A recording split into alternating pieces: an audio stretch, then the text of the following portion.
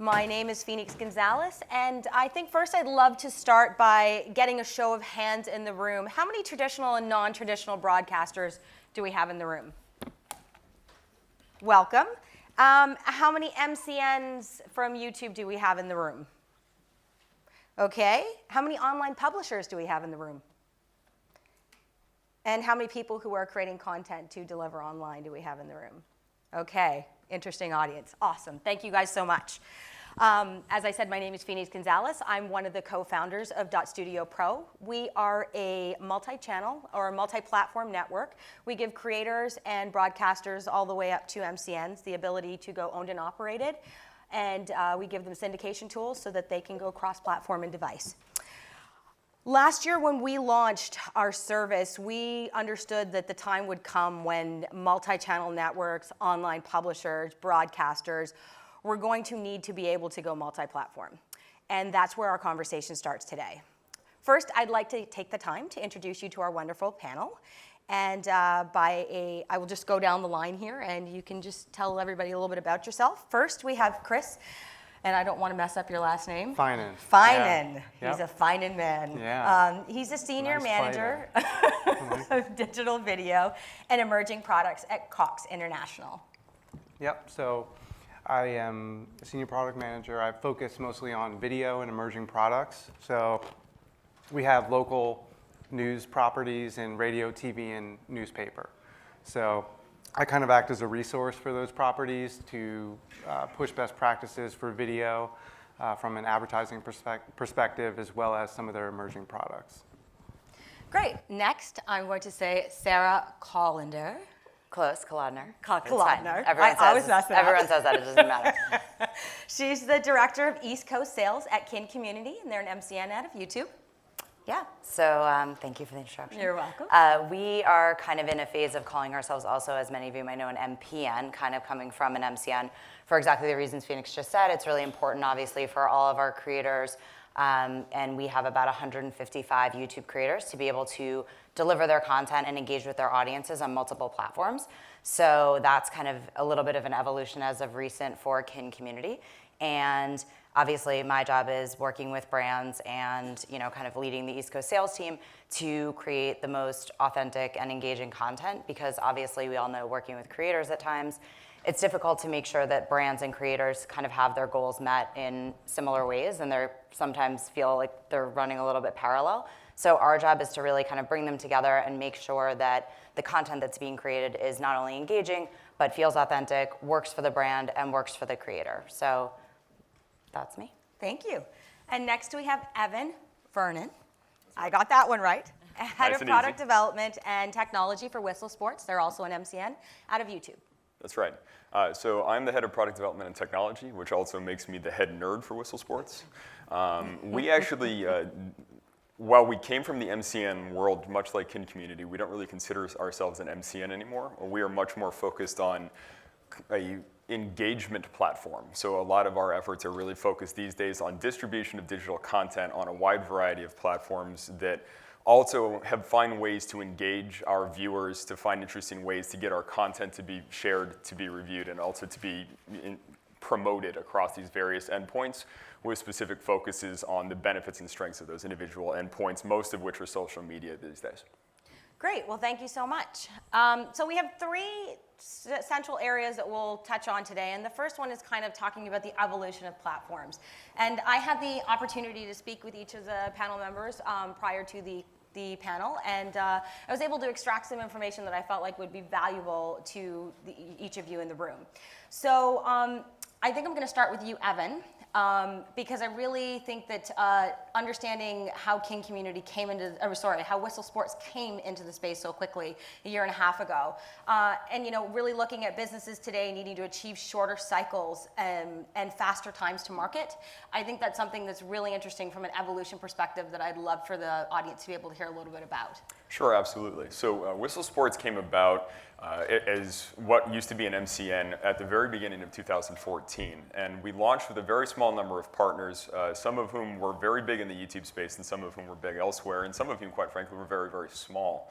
And those partners that we launched with, the first thing that we did as we launched was to figure out how to improve the way they optimize their content. The one wonderful thing about a lot of the digital creators out there is that they're incredibly creative, but they don't necessarily understand the ecosystems that they're populating to the technical degree that we can assist with. So a lot of what we had been focused on, and some of this is honestly, you learn day by day because these platforms are out of your hands. So as they change their rules, you adapt and you figure out what to do next. But a lot of it came down to how do you optimize your content? How do you make content that is more engageable? How do you do, quite frankly, some of it was as basic as making better calls to action and prompting your users and your community to just be more engaged. As previously, a lot of these guys were viewing it as very much a sit back and enjoy on your experience, even though most of the places you're enjoying it, you're sitting right on top of, right? It's your phone, it's a tablet, it's a laptop.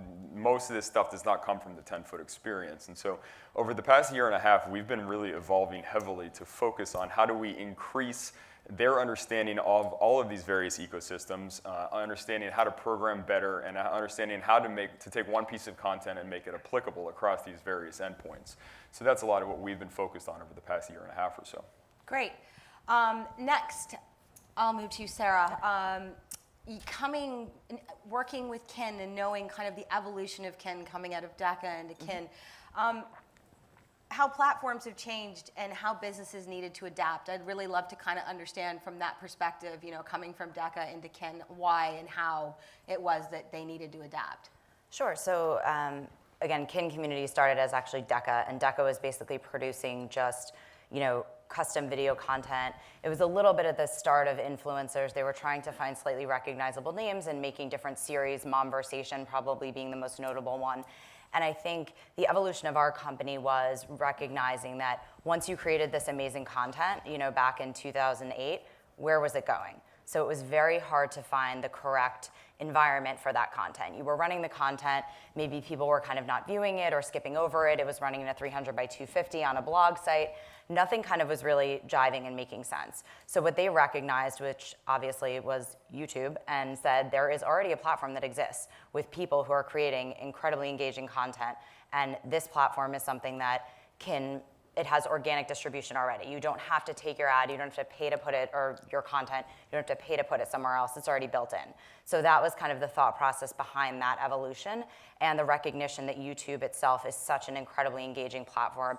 And to Evan's point, also all of the social channels play into that as well. So YouTube is so connected to all the social channels, makes sharing so easy, makes the content so engaging, because the comment section, as we know, can be good or bad. But that it can be good, bad, and ugly. But frankly, it's still it's real time. It's watching people really engage with the content as opposed to just view it, which at Kin and obviously I'm sure across the board we feel is the most important thing. It's people are watching your content, that's important, but then it's really important that people are also engaging with it, telling the creators what they're interested in seeing, and there's this all kinds of real-time crowdsourcing that can take place, and those were not taking place in just kind of sponsor content that was being kind of distributed in whatever environment seemed to be a good fit for it.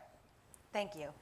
And then the last part of evolution of platforms, I want to talk to you, Chris, here, because for you guys, it's about price and margins, and those things are always under pressure. Yep. And coming from the publishing, broadcast/publishing for you guys, yep. I think that's something that I'd love for us to be able to kind of understand a little bit more about, and how people can kind of look at expanding.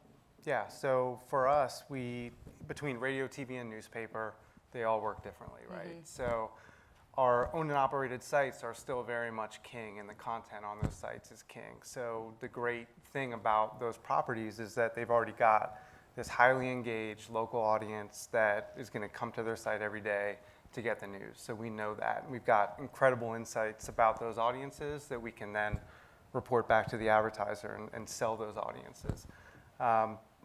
What we want to do from a Cox Media Group perspective is to not only value that owned and operated audience, but also give that opportunity to get their content found offsite, as well as the advertiser, right? So have that value to monetize on a Cox site, but also go ahead and retarget offsite. So we use a couple different platforms. We work with companies like Taboola, for instance, who do a great job of recirculating audiences on our website, as well as exposing them to content that's similar to ours offsite through their network. So we use that for a content play and for a monetization play, as well as, from an editorial perspective, being sometimes smaller news organizations, we don't always have the video inventory, right? So we'll lean on companies like NDN, News Distribution Network, where they're able to come in and do a great job for us to fill that gap from an inventory perspective, and also create a better user experience on the site at the same time. And typically, we'll have a rev share set up. Right, with and those that's partners. what speaks to your bottom line in Yep. terms of margins and pricing. So I'm going to start this way, and I'm going to go back down the line, and we're going to talk a little bit about owned and operated, because most of us kind of came out of the YouTube world, and then there's some of us like Cox Media who started in owned and operated, and the ability for companies to be able to transform themselves at this point is something that I think is important to staying competitive in the market. And there are statistics that have shown that companies who are performing off platforms like YouTube are finding 3 to 5x in terms of revenue. And I'd love for you to be able to kind of speak to that from your perspective. Yeah, so we're seeing the same thing, right? So, like I said, although owned and operated is still king, we are finding these other ways through, the NDNs of the world. We have a syndication partnership with CNN as well, where we're just seeing great jumps in revenue, and the shift is certainly there. To be able to tell an advertiser, hey, because I work on the revenue side, that, come on in and we can monetize this targeted audience on our site, and then also create a custom audience segment off-site for you to follow these guys. We've got relationships with thousands of premium websites, so being able to really deliver on those campaigns. So we're just seeing great revenue numbers from these guys, and we usually optimize along the way too. So companies like a Taboola will start out with a widget on our site, and we'll tighten it up around what kind of audiences we want to drive to our site, and also where we want our content exposed to. So I didn't talk about this yet, but we've got the local news sites, but we also have a whole nother group that's more national, right? So like Rare, for instance, which is a political site, or fanbuzz.com, it's kind of a different play, and we kind of look at them differently, where we can work with different advertisers and partnerships to help monetize those sites. Great. From the owned and operated perspective, I think it's a little different for MCNs than it is for a company like Cox. And I think that I'd love, owned and operated for you guys just isn't about having, because you have so many creators, so it's not just about each creator having their own platform, but it's really about how organically you can kind of grow into that. And what are some of the steps? Like, there was some news that came out with you guys yesterday, and I feel like that's kind of a step in the right direction for a creator when it comes to owned and operated. So I'd love for you, Sarah, to be able to kind of talk a little bit about owned and operated from your perspective at Kin. Yeah, so I think, obviously Kin Community, we have our own channel, and that channel itself we will, for the most part, use as a platform for our creators, and they're owned and operated. So that channel is somewhere where we're going to feature our creators, help them gain, further viewership, because our channel already has a pretty robust viewership. And with respect to kind of next steps for creators, I think a lot of what we're looking to do is to help partner them with brands. The news that Phoenix is referencing is Wayfair. Many of you might know it's obviously a massive online retailer who sells almost anything you could possibly imagine. And we did a partnership with them, and we did room makeover content. And that content was using some of our biggest and largest influencers, and kind of the whole point there was for Wayfair to understand, how can we actually look at these influencers, and are they driving purchase? So when somebody makes over their room and uses 20 or 30 items, are they actually going to go back to Wayfair and make a purchase based on this influencer's video? And the reason we call them influencers is because we think that that is actually the model, and that they will do that. But a lot of brands and a lot of companies are not really equipped or set up on the back end to do something like that. So Wayfair was able to actually be nimble and to kind of generate, aggregations of the things that were, put into this it was overhaul or room redo. So I think that that's something that we're really looking to do, is to help the creators figure out, and to help brands figure out how to bring, kind of bridge that gap between content and e-commerce, because it's a very logical step. I used to work at a blogging network right before I was in the MCN space, and blogging has been doing this forever. There's always affiliate links, shop style, all different kinds of things like that. So I think this is kind of the evolution that a lot of people are not really seeing in the YouTube space yet, is kind of marrying that very similar to the way that they do it in blogging, but in a more interactive way. Because obviously you can still drive an affiliate link from a YouTube description box or an annotation, but at the same time, I think it's much more interesting and a cool user experience to go to Wayfair's site and see all of the products that were used in your favorite influencer's video. So that's just the way that I think about that. Right, and Evan, so on the owned and operated side, I know it's something you guys are looking towards in the future with your creators, and I know what you guys' focus is, but I'd love for you to kind of like just talk with us about the idea of owned and operated, because you guys have such a large amount of creators. Yeah. So one of the benefits that we really have is because we have a pretty wide variety of creators. So, and when I say, it's not just about the number, it's actually about what they're doing. So we have a number of partners who are doing trick shots, which doesn't seem like it would be as huge as it is, and it's massive. And then on the other side of that, we also have a lot of training content. And training content tends to be very different and attracts a very different audience. So when we think about owned and operated, we really think more about how do we find distribution for our creators that is in line with what they're up to. There are places where fitness is going to do dramatically better than something like trick shots is. For example, a 10-foot experience, when we think about distribution, there's a lot of opportunity there for the fitness community. But for somebody who's doing content that is less tutorial driven, it's less valuable to them. So when we think about this, we really think about how do we target our creators into platforms that make sense? And from an owned and operated perspective, we think about that not just as first-party opportunities, but also as where we're distributing to a Roku app or a website or another portal. We're thinking about it a little bit more holistically, and we should push this set of partners to a syndication portal like a Daily Motion, because we think there's going to be a huge audience there based on a number of different things that we've done to vet all of that out. But then a different segment of our creator audience doesn't really make sense there. What we should really be focused on is up-leveling them from a promotion and a marketing capability on all of our YouTube and Facebook and Vine first-party channels, where we can really help get out the word. A lot of what we face with creators when it comes to the trouble with owned and operated is audience development. And I think a lot of people struggle with audience development in general.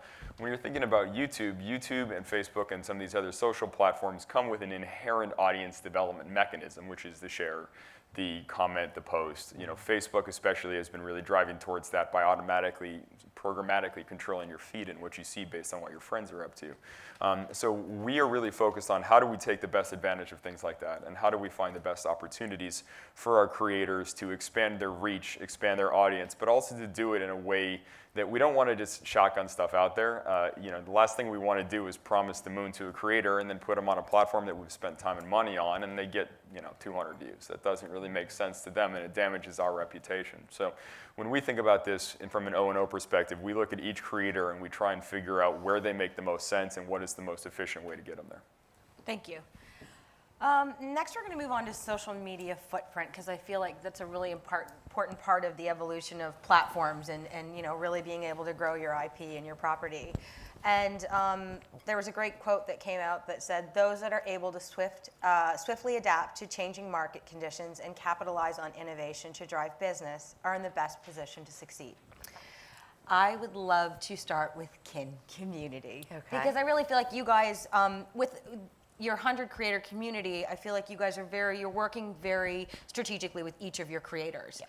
And so your social footprint is very different from a Whistle Sports' social footprint. Sure, and I think, but to Evan's earlier point, that we feel the same way about our creators. We want to figure out what's going to work for them. Right. So at the same time, our footprint is very different, but we really want to make sure that whatever platforms we're working with them to kind of evolve and to grow, that it really makes sense for them kind of as a brand. So we actually began, a lot of our creators didn't even have YouTube channels when we brought them into our network, which sounds completely counterintuitive before we were an MPN, when we were just an MCN.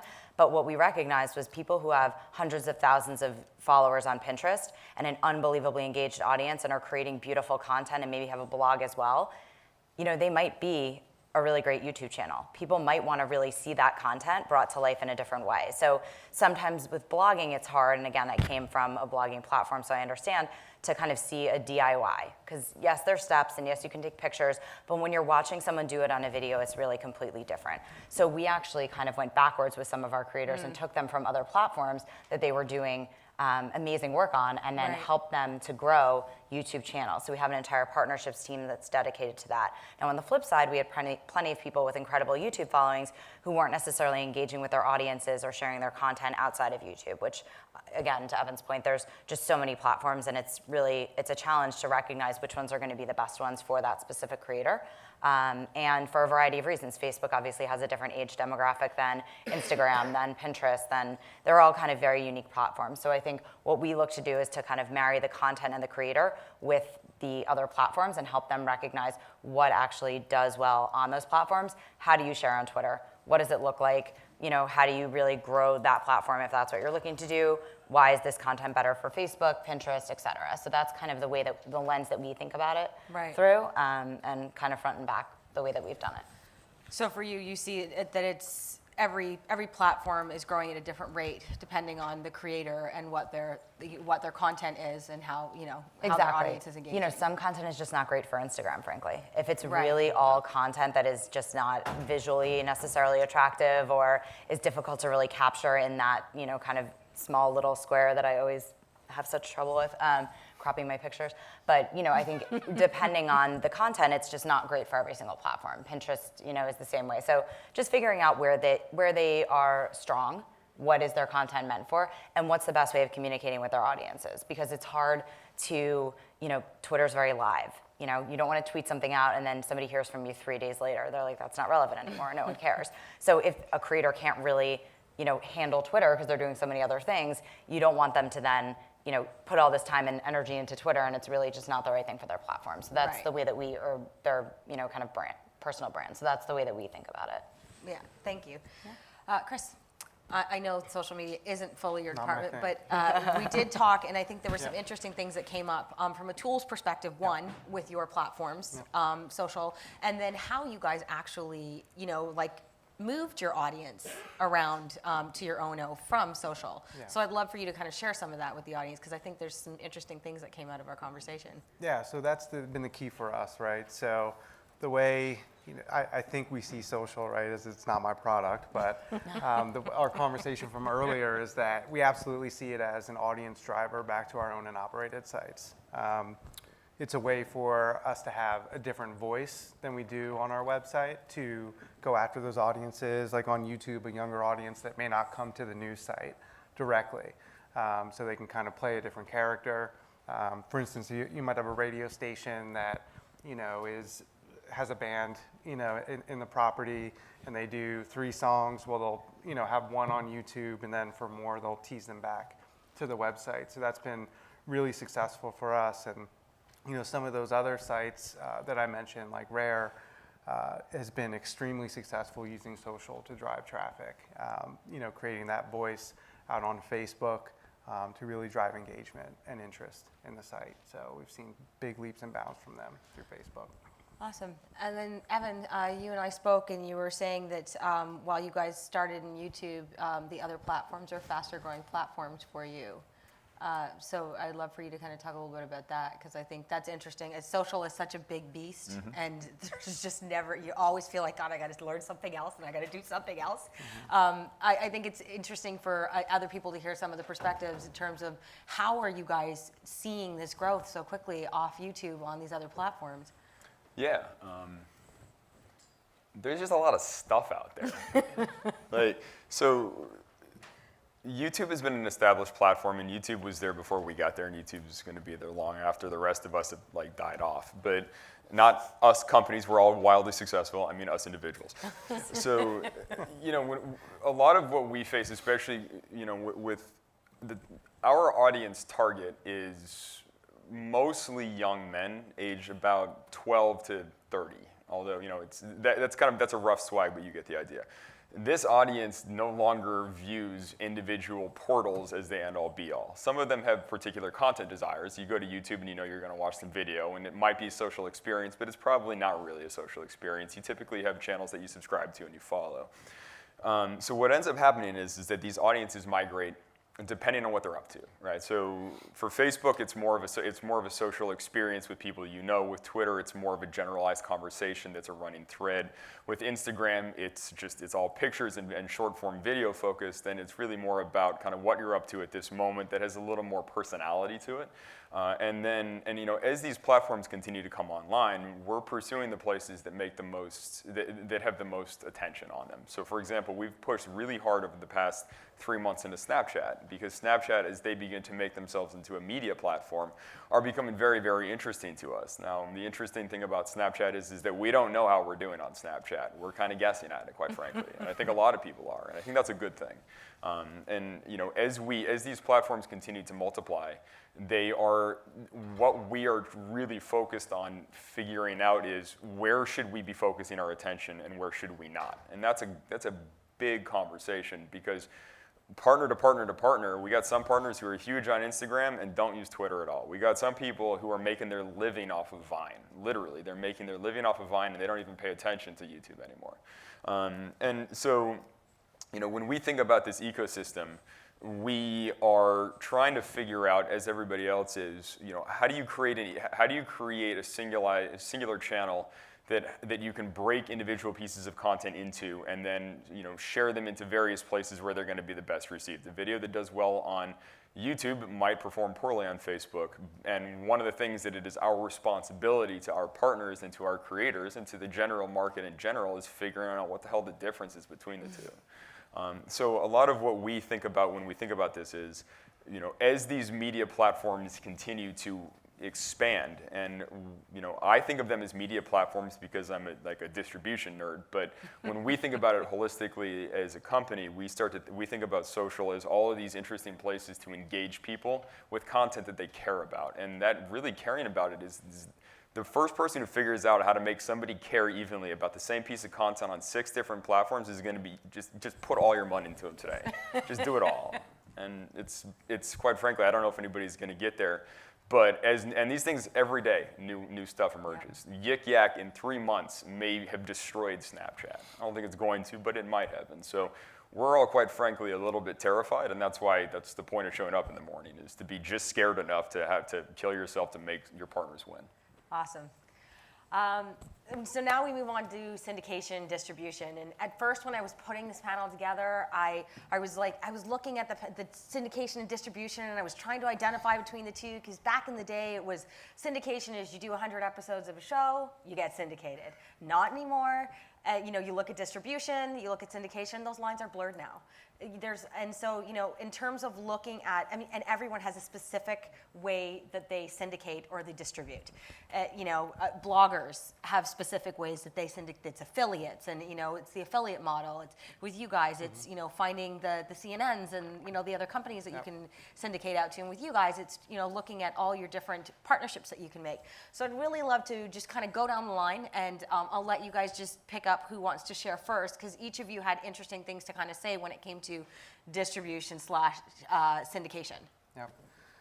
So I'll start. So for us, just as a media company, it's with radio, TV, and newspaper, we're really trying to pull the levers on this and figure out what works for which property, right? And it's different for all of them. For a traditional news company that is trying to be better at digital and growing quickly in that area, we've got some properties who have maybe 4 digital sellers and some have 1, right? So we need to then lean on some of these syndication partners, whether it be, as you said, like an NDN or recirculation through Taboola, right? So it's all kind of syndication, and it's all about filling that need to meet what the user came there to look for, and also for us to get noticed, right? In other areas. So we syndicate all our VOD content to like an NDN and see where that gets picked up, right? And it works out in a rev share. So, for instance, like WSB TV in Atlanta, we had a huge, 1 inch of ice a couple years ago. You probably all saw it, right? So it was, just pandemonium, right? Made you a lot of money? Yeah, it did. But so you can imagine that video from WSB TV gets picked up nationally, right? So NDN helps us to, push that kind of content around. And also, through through like a Taboola, we're able to gain audiences that we wouldn't have found otherwise, right? So it's taking our local news content, syndicating it out across their platform, and reaching those folks that we're trying to reach. So it's been very helpful, for us in different ways. We just need to walk that fine line of making sure that we don't lean too heavily on syndication partners, because I think you can get into that programmatic state of mind where it's set it and forget it, and I don't want video to ever be in that world. It's just too important and too valuable, right? So our properties are really kind of pushing that and looking at what that difference is between having an NDN player on the site where we're going to get a rev share versus using our own player, selling our own content where we're keeping 100% of that revenue and really having more control over that inventory. Thank you. I think for us, in some ways, distribution obviously is social. That's always critical to what we're doing. We want the creators to be sharing the content that they're creating, engaging with their audiences, like I spoke about before. But another way that's kind of not traditional distribution that we kind of work with is through, for example, the Wayfair program. There's a lot of what we call collabs, and that's short for collaboration. And that's basically bringing creators together in the same video that have different audiences, that are from different channels. They might even be from completely different types of content. So you literally could find a sports creator who wants to, partner with a lifestyle creator. I don't know exactly what they Or would do. cooking, It might be a little food. weird, but yeah, food might We make should more totally do sense. that. I think it's gonna happen. All right, well, as soon as we're Trick done shot here. It's cupcakes. collab All right, happening. I'm ready. So, I think that those are ways that we're also looking to kind of work through distribution, because it's just not as cut and dry for us. We don't really want to take our videos necessarily and put them all over, again, like the old DECA model. So one of the ways that we're kind of working through that distribution piece is by actually using audiences, individual channels, and having them collaborate. So you're driving distribution through, oh, wow, I didn't even know about that creator, and I want to go see their channel and see more of their content. It's kind of more of a, content ecosystem and what some might want to call a rabbit hole. But, I think that that's one of the things that we're looking to do. And also, it's not to say that as an NPN that it's out of the question to find ways to distribute with partners who potentially make sense. It's a very sensitive thing, as Evan mentioned before, when you're talking about a creator, you don't want to promise them something and partner with somebody and have their content kind of flop there. So it's a very, obviously deep and involved process to find partners who would make sense for any type of distribution or syndication past social and, the natural YouTube landscape, which is collaborations and those types of things. Right. And I know you and I spoke specifically in regards to syndication, and you guys, for you said there's about 15 different places that you guys were working on syndication, and that it was a beast for you guys in terms of like really figuring it out. Because there's no one model for it. There's no one model. And I think, first off, absolutely everything Sarah said, because yes. One of the other things that we're pursuing as far as syndication, in addition to to all of that, is we're trying to find ways to expand the usability of our content, right? So our content, when I say our content, I of course mean our partners' content. We control a lot of that content ourselves as a proxy for them, and trying to find places to put that are going to be valuable and relevant. And because, as I mentioned earlier, like for example, our fitness community can be distributed in some pretty specific places, like over the top type style where it will be more successful and where there's more of an audience for that kind of thing anyways. And where quite frankly, the business model is a little bit different, where people are used to paying for content out of pocket as opposed to paying, sort of implicitly with advertising. So when we think about syndication right now, really quite frankly, a lot of our focus on syndication is international. I think YouTube and all of these various social platforms, as far as what we do and what we have the resources and bandwidth to focus on, that takes all of our time in the United States. That's not to say that we won't get there soon, and we very much want to have a much larger platform in and of ourselves to distribute via. But when we think about going to Europe, or when we think about going to China, or when we think about going to the United Nations, or excuse me, not the United Nations, the United Kingdom, which I view a little bit differently as Europe, we're trying to find syndication plays there that have existing audiences, where YouTube is less of an 800-pound gorilla in the room, and where there is more opportunity to see United States-made content, and although quite frankly, a lot of our content these days, especially in the soccer space, is being made out of Europe. There's a lot more opportunity out there, especially as you get into some of these emerging markets where in some places, quite frankly, YouTube YouTube isn't allowed or Facebook isn't allowed. And we see the opportunity to distribute this really cool content that's got a lot of value and distribute it there in a way that partners couldn't do on their own. But we can find ways to bundle these things together in ways that make sense and distribute them to those foreign markets on existing platforms where we don't have to pay to cut a bunch of code and distribute it ourselves or figure out the advertising model. And then that's what our focus is for the remainder of 2015 is international distribution vis-a-vis syndication. Great. Well, that brings us to the Q&A section. So I'm just going to let everybody know, anybody who has questions, I've been asked to repeat that question out loud before we go ahead and answer your question. So at this time, I will open it up for any of you to ask questions. Hi.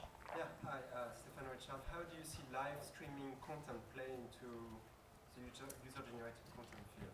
How do we see live streaming content playing towards the user-generated content field? Any of you? We are fascinated by it, and quite frankly, a little scared of it. So if you look at, I mean, are we talking specifically about Meerkat and Periscope and the like, or are you talking more about like broadband, like broad distribution? Something in between. Okay. Like a high school game, for example. Yeah. So. Or a play, or Yeah. a small concert. Yeah. From a sports perspective, we are very cautious about live because the licensing rights on all sports is incredibly complicated, and that's not really our model anymore. We think our audience is less focused on stuff like that as is happening right this moment, just because our audience tends to be more on-demand focused anyways. That being said, I think that one of the things that we're really fascinated about with live, and as applies to the example that you just said, is that we have a lot of brands and partners who want the ability to go to an event and to say, okay, well, like I'm at this event and I'm gonna take a 30-second clip of this thing and I'm gonna put it up. And whether that be something that immediately goes live and then immediately sunsets, or whether that goes live and is viewed at that time and with that appropriate audience, which is why we think Meerkat and Periscope are interesting, and then eventually gets pushed down to something that can be on demand on Instagram or something else later on. So I think we're interested in that. I think we're cognizant, especially because user-generated content is a legal minefield, as far as the one thing that we have to be very careful of with our audience demographic is making sure that we don't put a 15-year-old's face on a live stream somewhere. That's illegal, and quite frankly, it's irresponsible for us. We have to. It's very important to note it that in the live ecosystem, you lose all elements of control and a lot of the safety that human judgment can come with when you review that stuff. So we have to be careful about that. The last thing we want to do is put somebody in danger with something like that. And we think about it a lot because there's also a lot of governmental regulation around that. Wow. Well, that was great. I think for us, YouTube as a platform has kind of moved a lot of people away from appointment-based viewing. So I think it's a real struggle to find what would make sense to live stream, what would generate a real engaged audience, and why could you not get that content at some other time. Sporting obviously is a bit different, but I think for the content that we work with, if it were to be something that would be live streamed, I would imagine it would have to be profoundly experiential, and the creator would have to be somewhere seeing something or doing something that was so incredibly compelling that people would want to watch it at that exact time. And then again, I think it would always have to be made available afterwards, because I think the truth is that people just expect that. And the expectation is, even Snapchat, people take screenshots of it. Everything has just evolved to be, they always want it when they want it, how they want it, and to have access to it on a tablet or your laptop or anywhere. And I think that's the struggle that we have, is that appointment-based viewing doesn't work for our creators, if that makes sense. Great. We'll move on to the next question. I'll check over here. Make sure. Okay. Anybody else have any questions? Hi. Chris, I'm sorry, you kept mentioning NDN. Is that a business syndication? Yeah, news distribution network. Yeah, it's a So NDN is the question that was asked. Sorry, I have to repeat. Don't want to get in trouble. I'll be Vannon White. He already answered. You're like, the question was. Sorry, cart before the horse thing. Go Yeah, ahead. no, that's right. Yeah, so they're a syndication company that does just that. They'll help you ingest. We can ingest video, or we can syndicate out. And now, is that an acronym for something, or is it just NDN? News distribution network. There you go. Do they do international as well, or just domestic news? That's a good question. If only we had someone in the audience that knew that. Former Indiana they do some international distribution. It depends on the publishers that they're working with at the time. I don't know what their current level of distribution is, but Okay, There you go. thank you. I polled the audience, literally. Any other questions? Hi. I have a question for Chris about the live streaming. Yep. Do you see, sorry, do you need to repeat it? I do, so ask the question and I'll repeat it. Do you see live streaming being implemented into the news from, non-professionals? Are they ever going to be able to integrate Periscope or Meerkat into a live news feed to get the most up-to-date information before a real production crew is there? So, Chris, do you see live streaming being delivered by the user-generated content, basically, into the news organizations? So I think it's super interesting, right? And I think we will get there. I think, does answer the kind of the rights, thing. But we've talked to companies like Tout, companies like that. For me, for us, live streaming is our newscast, right? Or, a high school football game type of thing. And from my world, the way I interact with live streaming is more from the monetization play, right? So we've been talking a lot about, implementing dynamic ad insertions. So replacing ads within the market and creating a new revenue stream that way. So how do we better monetize live streaming? But yeah, I think user-generated content, especially on, socially, maybe the property's Facebook page, we start going that way first. But there's a definite play there, because you've got journalists out, everywhere, right? Everybody's with a journalist with video their cameras. iPhone. Yeah. So, yeah. Did that answer your question? Yeah. Great. Any other questions? I've got a quick question. Oh, there you go. For Chris, what do you think is the biggest challenge when you think about distribution and how you can manage monetization across all of these various endpoints? It's obviously very complicated and sophisticated to manage to control that monetization in a way that is scalable for you guys. What's the biggest challenge for you guys when you think about all of these various endpoints and growing by the day? It's the content, right? Having enough content, and brand safety, so especially with some of our other sites, like a Clark Howard, we get into, that fight of where can we push that brand? And what are we allowing in also? So, it depends on the property, but a lot of times it's an inventory issue and brand safety.